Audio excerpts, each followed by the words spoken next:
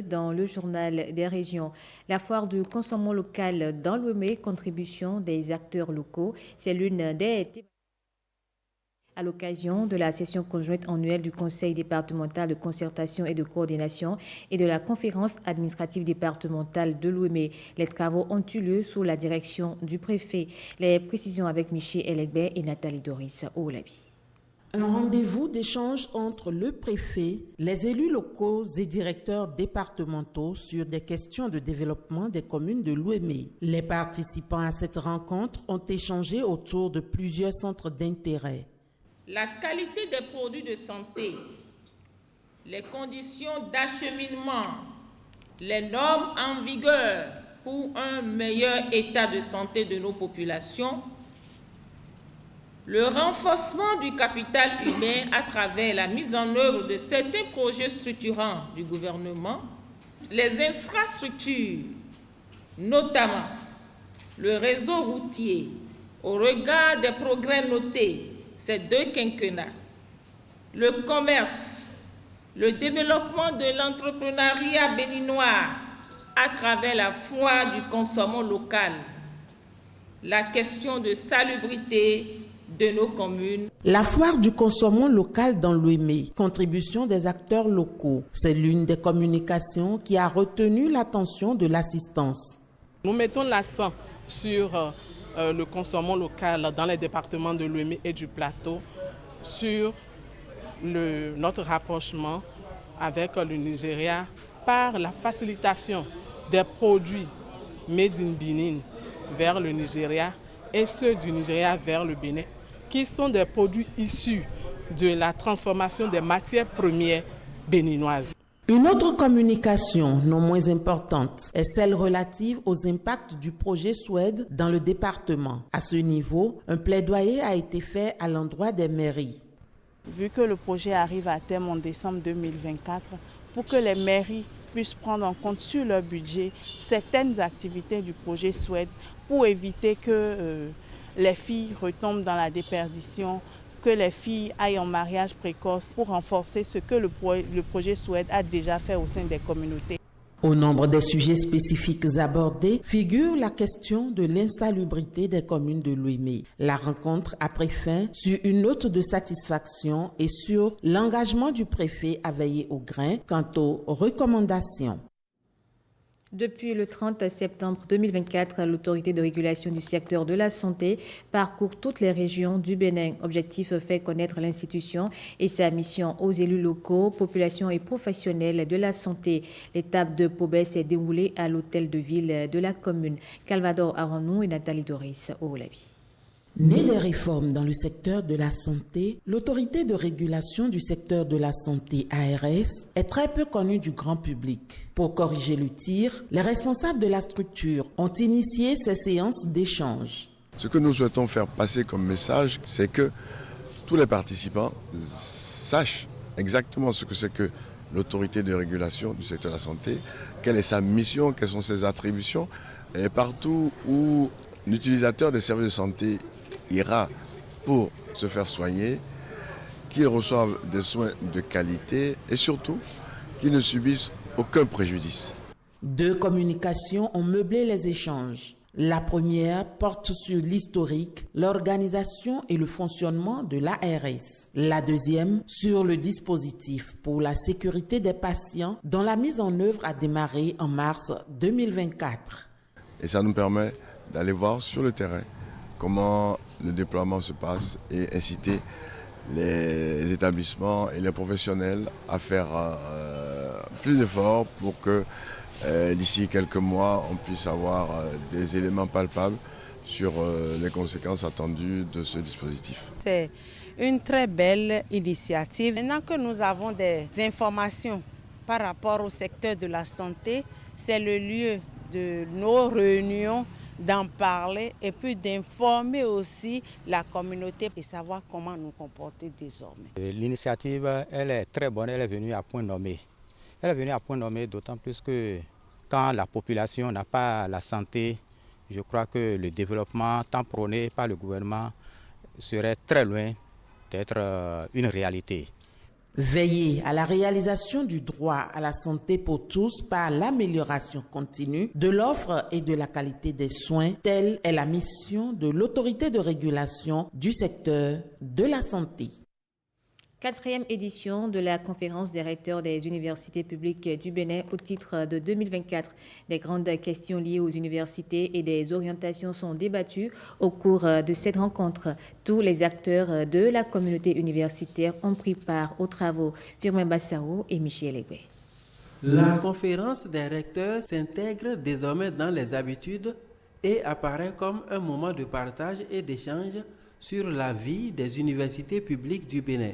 Pour une meilleure coordination de cette politique gouvernementale, la conférence annuelle des recteurs des universités publiques du Bénin a été initiée pour débattre des grandes questions liées aux universités et des orientations à envisager afin d'améliorer la gouvernance universitaire de façon générale. Aujourd'hui, la société confie d'immenses responsabilités à l'université.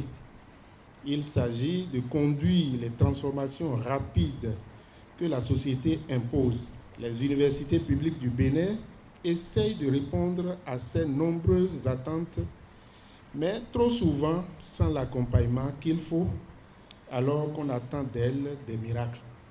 Une phase solennelle de l'édition 2024 marquée par la conférence inaugurale sur la stratégie nationale de l'enseignement et de la formation technique et professionnelle, conférence au cours de laquelle des questions cruciales ont été évoquées telles que la synergie entre l'enseignement supérieur et la formation technique et professionnelle. Il est impératif que nous adaptions nos programmes pour qu'ils soient en phase avec les évolutions rapides du monde professionnel et surtout les attentes de nos étudiants. Il nous revient de réfléchir au modèle économique qui permette de concilier excellence académique et équité afin de garantir que chaque étudiant, quelle que soit sa situation socio-économique, puisse accéder à une formation de haut niveau. Les échanges contribueront à identifier les actions concrètes à mener et les leviers à actionner afin d'améliorer les offres éducatives au niveau des universités publiques du Bénin. La rencontre marque également la fin dans quelques jours des mandats de 3 ans des recteurs. L'eau potable est désormais disponible dans les écoles à cantine à Djougou. La commune bénéficie aussi de la phase 2 du projet eau potable pour école à cantine PEPEC. Il s'agit de postes d'eau autonomes réalisés sur budget national. L'Agence nationale d'approvisionnement en eau potable en milieu rural a transféré les ouvrages aux opérateurs régionaux de Djougou, Françoise Insou et Blaise Adampo. Ambiance de cours à l'école primaire publique Meyam, commune de Djougou. Une assiduité devenue ici enthousiaste, nous confierons les enseignants. A raison, car quand sonnera l'heure de la pause, ces apprenants n'ont plus la hantise du manque. Des plats chauds de la cantine viendront récompenser l'énergie du matin au cours, et plus l'ombre d'un souci, non plus pour étancher leur soif. L'eau à boire n'est plus un casse-tête. Un point d'eau potable est installé par le gouvernement pour l'école. Nous sommes contents de pompe. Maintenant, on trouve l'eau pour préparer avec les enfants bien. Cette eau qui est venue à l'EPP Meyam a permis aux enfants d'être stables, d'être présents à l'école. Et la cantine aussi de bien fonctionner. Parce qu'avant, c'est avec l'eau du puits qu'on faisait la cuisine. Le poste d'eau autonome installé à Meyam est identique à ceux de l'EPP Kwa 2, de Gogoniga. Pareil à Minanga, de Paouya et de Moachoyi. Les populations ou les écoliers auront de l'eau en permanence. Dans le réservoir se trouve un flotteur. Quand 2 mètres cubes d'eau sont consommés, ce flotteur envoie un signal à la pompe. Et la pompe, à son tour, automatiquement, commence son travail. Ces écoles, toutes de la cité d'Ekpetoni, ont désormais de l'eau potable à disposition. Réalisation de la phase 2 du projet eau potable pour école à cantine PEPEC. Venez de briser le cordon ombilical entre l'école et le marigot. Monsieur le Président, vous ne pouvez pas imaginer combien de fois ce que vous venez de faire pour nous vient de nous libérer des griffes, des maladies. Les enfants aiment boire de l'eau, ils se lèvent chaque fois pour dire je vais boire de l'eau, mais je vais boire de l'eau. Alors s'il n'y avait pas cette eau-là, où les enfants iront là-bas. Nous-mêmes, enseignants, on ne s'inquiète pas maintenant. Les cuisinières aussi, elles ne s'inquiètent pas aussi. Ces infrastructures hydrauliques sont financées sur budget national. L'Agence nationale d'approvisionnement en eau potable en milieu rural, ANAEPMR, effectue le transfert des ouvrages aux opérateurs régionaux. Le gouvernement a recruté des fermiers régionaux, c'est les internationaux, qui doivent gérer ce service-là. Donc c'est à ceux-là que nous sommes en train de transférer aujourd'hui ces ouvrages pour les gérer. Donc désormais, c'est eux qui gèrent, ce n'est plus la communauté directement qui gère. Avec l'eau potable pour les écoles à cantine, le gouvernement avance vers sa promesse ODD d'accès universel à cette source de vie pour tous les citoyens fin 2025. Un atelier de concertation sur le dialogue national dans le secteur éducatif a démarré à Cotonou. Les acteurs ont réfléchi au renforcement des politiques éducatives et leur mise en œuvre. Les travaux sont organisés par le consortium des ONG Social Watch Bénin et des DRAS Gilles Dansou et M. Slas Aouaïmo. Le projet de renforcement des organisations de la société civile pour la redevabilité des politiques éducatives et leur mise en œuvre vise à offrir une éducation de qualité, une éducation inclusive et résiliente aux situations d'urgence. C'est grâce à ce projet, justement, que la coalition a pu achever son processus d'installation dans les 77 communes de notre pays, des observatoires communaux, ainsi que ceux départementaux, membres de l'Observatoire national, qui constitue un outil important, un outil technique pour notre coalition. L'Observatoire de l'éducation est un dispositif de la société civile dont la mission essentielle est d'observer, de mesurer et d'enregistrer de manière séquentielle les changements qui s'opèrent dans le domaine de la réalisation du droit à l'éducation. Cette rencontre est le fruit d'une collaboration fructueuse entre un consortium d'ONG composé de Social Watch Bénin et de DEDRAS ONG. La rencontre d'aujourd'hui qui fait suite au processus de collecte et d'analyse des données ainsi qu'à l'organisation des ateliers départementaux de dialogue politique tenus dans 11 départements permettant de décider des orientations à donner en vue de l'amélioration des prestations des services et des indicateurs de performance dans les deux champs de collecte de données, notamment les alternatives éducatives et la continuité éducative en situation d'urgence. À terme, il s'agira de faire de l'éducation un puissant outil de développement. La faculté des sciences agronomiques de l'université d'Abomey-Calavi reconnaît les mérites de ses diplômés et de ses enseignants admis à faire valoir leur droit à la retraite. Au détour de la sortie de la promotion 2023 à 2024, 5 enseignants ont été honorés pour leur parcours au sein de cette faculté. Témoins des faits, Bernol Diobé et Ulvaeus Balogun. C'est par une procession que ces diplômés de la FSA, Faculté des sciences agronomiques de l'université d'Abomey-Calavi, font leur entrée. Dans cette salle, ils sont célébrés et accueillis tels des héros.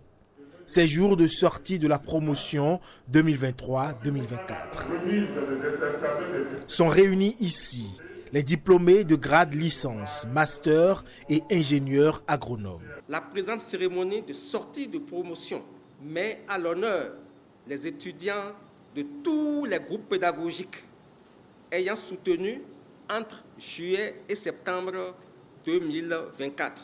Au total, 265 diplômés, dont 162 pour le grade de licence, 89 pour le grade de master et 14 pour celui d'ingénieur agronome. Former des diplômés, oui, mais former des diplômés qualifiés en adéquation avec les besoins du marché du travail.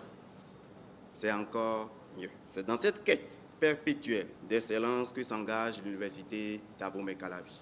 Ils sont donc désormais jugés aptes à faire valoir leurs compétences sur le marché du travail. Chers diplômés, Vous devez savoir que à partir de cet instant, vous devez avoir un choix clair en termes d'entrepreneuriat. Un ingénieur, un diplômé master est formé pour résoudre des problèmes.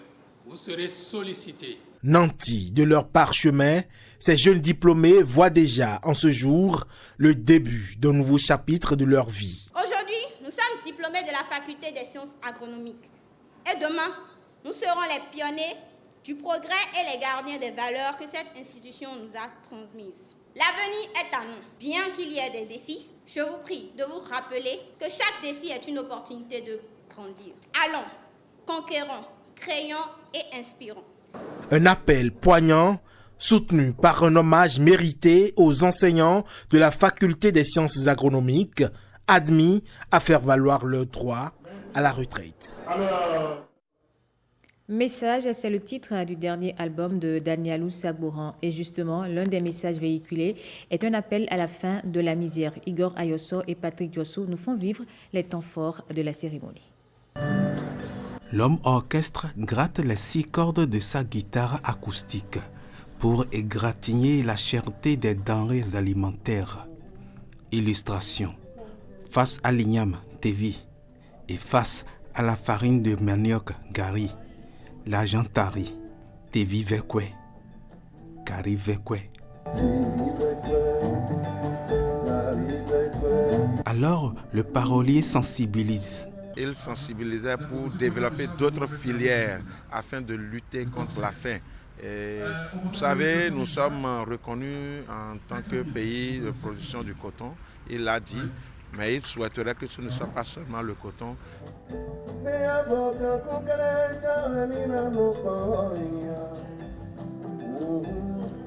Il est temps maintenant de lancer d'autres filières. Et au-delà de son message, cela rentre dans la vision du chef de l'État qui voudrait vraiment faire de ce pays un pays de production et de transformation. Donc qu'on puisse transformer et créer des chaînes de valeur. La valeur n'attend pas le régime. J'ai chanté Badou Vekwe, tout ça, j'ai chanté depuis Soglo. Donc ce n'est pas de nouveaux morceaux que j'ai créés aujourd'hui, c'est un répertoire qui existait depuis des années. La valeur n'attend pas l'âge. Sur cet album, c'est des messages de cohésion, de paix, des messages pour aussi qu'en tant que citoyens, nous atteignons à être des meilleures personnes. Le meilleur n'attend pas pour siffler la fin de la faim, la finition de la famine, la mort de la misère. Yavo.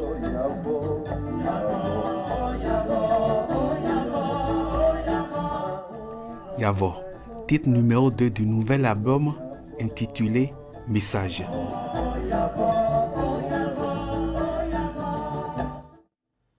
Et c'est la fin de ce journal. Merci à vous de l'avoir suivi.